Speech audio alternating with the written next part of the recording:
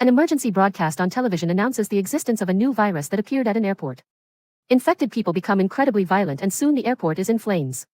2 months later, the virus has spread across the world and become a global pandemic that turns people into beings similar to zombies called feral, seen as furious beasts. The government attempts to establish a quarantine, but many citizens protest and fight for the rights of wild animals, insisting that they are people, too. The army has to go into the streets and fight civilians in an attempt to send them home, only to make things worse. One afternoon, all television channels lose signal. Abigail and her brother receive a call from their father, the pilot, who explains that he has a lot of work to help people and promises that they will be safe with their mother. At that moment, they hear a noise coming from upstairs. Then the family runs out of the house. As they are about to get into the car, a feral jumps and attacks the mother, unfortunately, killing her. Abigail immediately hides under the car and has to watch as the feral also attacks her brother. When a police siren begins to sound nearby, the feral flees. Shortly afterwards, Abigail hears her brother calling her name, but the mother turns into a feral and ends up killing him. When Abigail cries, the mother hears her and goes after her. But fortunately, Cassius arrives and shoots her. He rescues Abigail and she thanks him with a hug. However, her brother also begins to transform, so Cassius makes Abigail close her eyes before he shoots the child as well. 10 years later, the world is in a post-apocalyptic state. Few humans remain and nature has taken over the cities. In the forest, a teenage Abigail and Cassius are hunting. It becomes clear that Cassius trained Abigail well because she kills a deer with an excellently aimed shot. Although Cassius reprimands her for being impatient and not having enough patience. As night falls, the pair stop to camp and Cassius makes sure all the tripwire traps are in place. A few hours after they fall asleep, one of the trip wires makes a noise and startles Cassius. He leaves the tent to investigate and finds some lint caught on the wire. Then he hears some noises nearby, runs to keep the horses calm, and draws his gun just in time to shoot a feral zombie approaching, likely a scout sent by the horde. Cassius wakes Abigail so she can leave. In the following days, the pair continue traveling, and every time they stop to rest the horse, Cassius continues training Abigail. One afternoon, they stop when they see a car nearby and quickly draw their guns. They see a man knocking down a feral while a second creature approaches from behind. Abigail wants to help him but shoots too quickly and her bullet hits both the man and the approaching feral. The creature in the car comes out to feed and Cassius has to put it down. Afterwards, Abigail searches the car for supplies. Cassius ends the poor man's suffering before taking his shoes.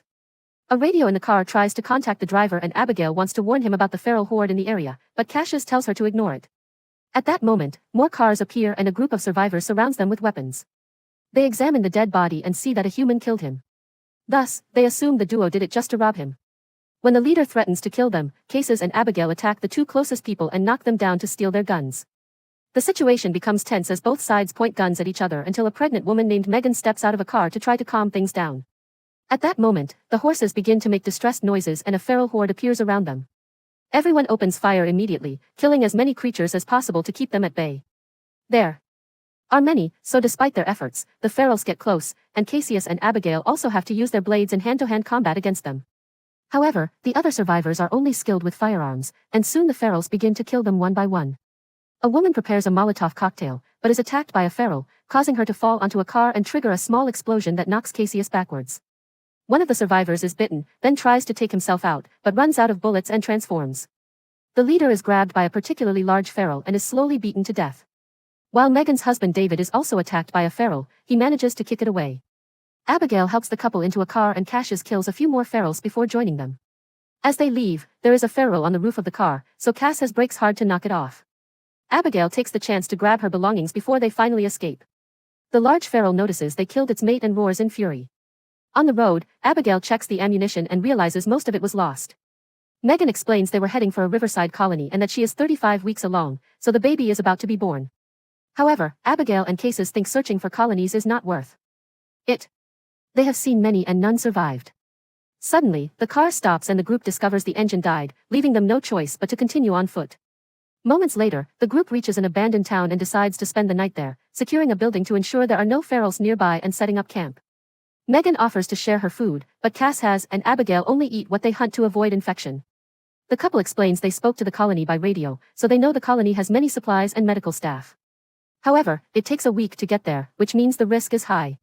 In exchange, Abigail says she and Cassius are trying to reach the west coast and escape to the islands by boat. After Cassius sets up trip wires outside, he takes out a map and points the route the couple should follow to reach the colony, but they refuse to accompany them, saying the horde will come back for revenge. Abigail talks to Cassius privately, insisting they must help the couple and that maybe this colony is different. An argument follows, but Cases still refuses to help. In the middle of the night, the Horde finds the broken-down car and heads toward the town. Meanwhile, the men cannot sleep, so Cases shows David that he always has a spare bullet in his pocket, in case he is bitten. David only has one cigarette and a twisted ankle. They talk for a while and end up forming a bond, which persuades Cassius to agree to help them reach the colony.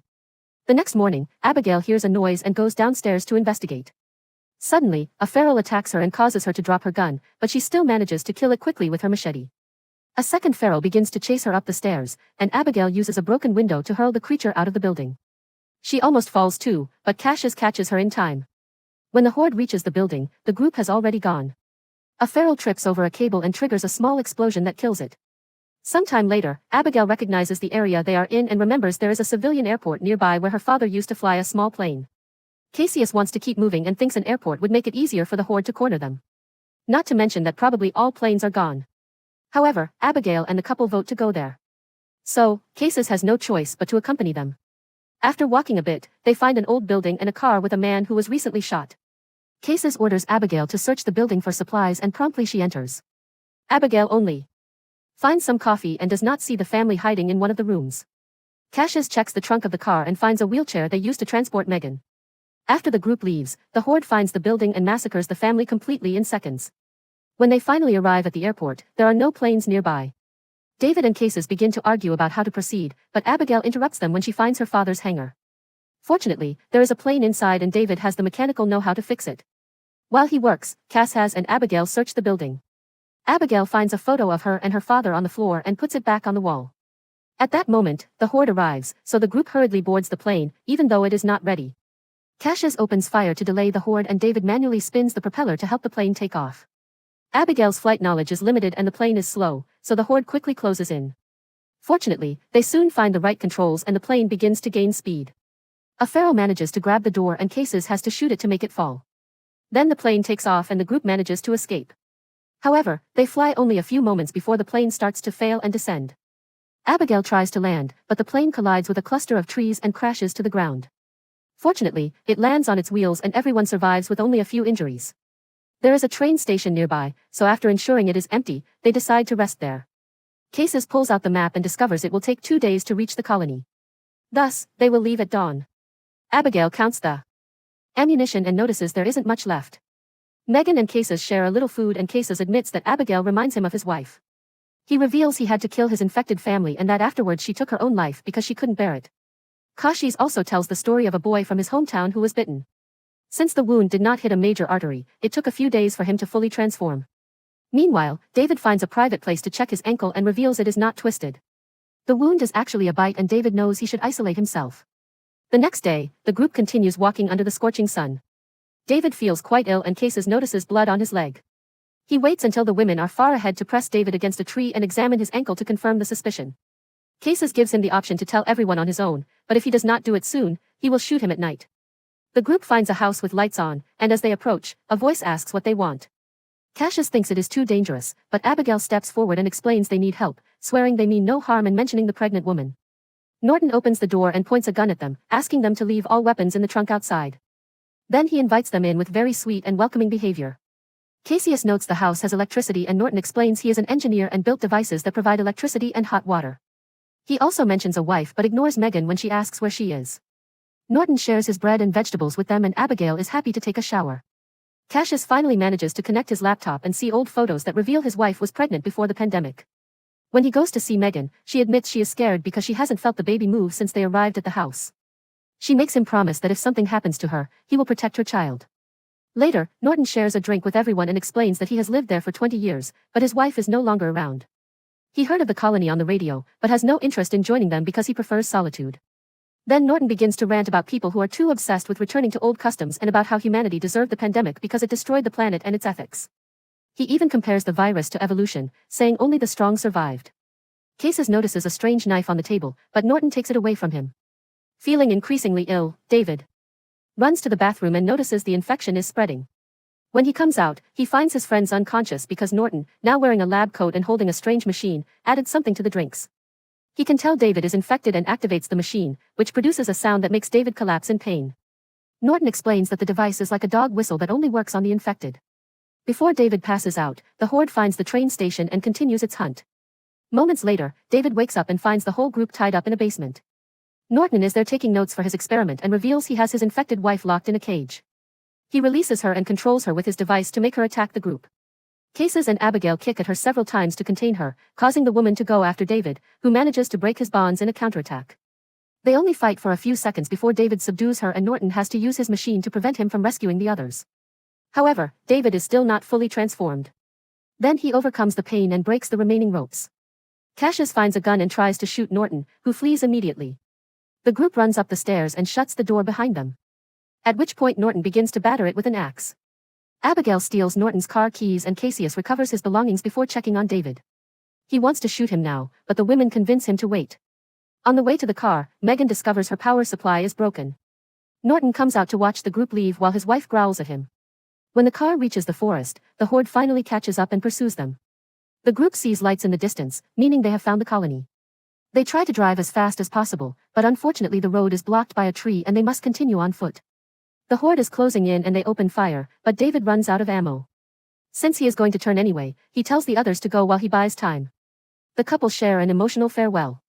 And before the trio leaves, Cases gives David his spare bullet. Once they are far enough, David lights his cigarette and begins to fight the ferals hand-to-hand, managing to take down some of them. However, the big feral surprises him from behind and breaks his neck.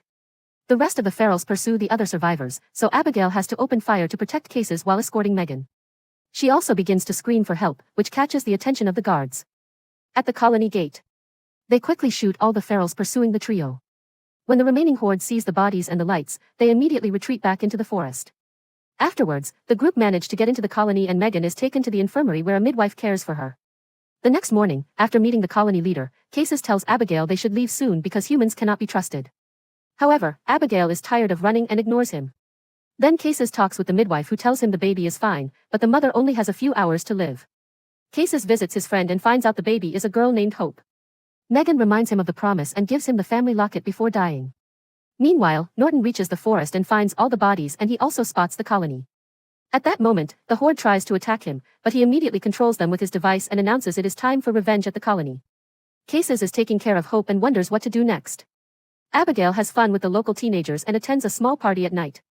Alcohol flows and 2 guards fall asleep. So, some teenagers see the opportunity to enter a tunnel. Abigail follows them and discovers a strange remote control. But when she touches it, Roderick stops her. He explains the entire fishing village's mind and the remote will trigger an explosion if the ferals manage to invade it. Humans can protect themselves from this blast using a hatch in the ground that will take them to an abandoned dam. The next morning, Norton sees a guard in a boat and asks for help. After getting rid of him, a feral jumps into the water and climbs into the colony to kill the other guard as well. Now Norton can send the whole horde to attack while survivors are slaughtered everywhere. Some armed individuals go out to fight and Abigail saves Roderick from a feral before assigning tasks to the group of teenagers. Those with guns must find a high position to shoot from. And Roderick must guide the survivors to the dam while she looks for Cases. As panic takes the colony, the midwife takes Hope away from Cassius so he can go look for Abigail. The armed begin to run out of ammo, and the colony leader tries to flee, but a feral kills him immediately. Then Abigail and Cassius finally reunite and begin to fight the ferals together using a combination of firearms and hand-to-hand combat. When they see an opening, they try to join the evacuation, but Cases is distracted when he sees Norton and a feral knocks him over. Cases manages to stab the creature, but Norton finds him and begins to kick him while talking about making the world safer. After a while, Cassius gets up and pushes Norton against the wall, repeatedly punching the device until it breaks. Then, Cassius runs back to Abigail as the wildlings leap at Norton to kill him. The survivors finish crossing the tunnel and reach the dam, then ask Rodri to detonate the explosives, but he hesitates because Abigail has not yet left the colony. A large feral attempts to attack Abigail, so Cassius hits it with a boat oar. When the creature falls, Abigail notices its bracelet and is horrified to realize it belonged to her father. The shock paralyzes her and Cases has to pull her out of that state and drag her to the hatch. The pair enter the tunnel just before Roderick tires of waiting and detonates the place, killing all the ferals in the colony. Afterwards, the survivors discover among them an infected man. While Cassius tries to calm him down, a feral suddenly leaps and kills the man, then turns to attack Cassius, triggering a fight. They beat each other continuously until they fall to the ground where the creature almost bites Cassius. This time, Abigail is patient and waits for the right moment to shoot. The survivors watch as the colony burns and wonder what to do next. Abigail tells them they can build a new home at the dam. And Cases reveals he stole Norton's notebook containing instructions to build a generator.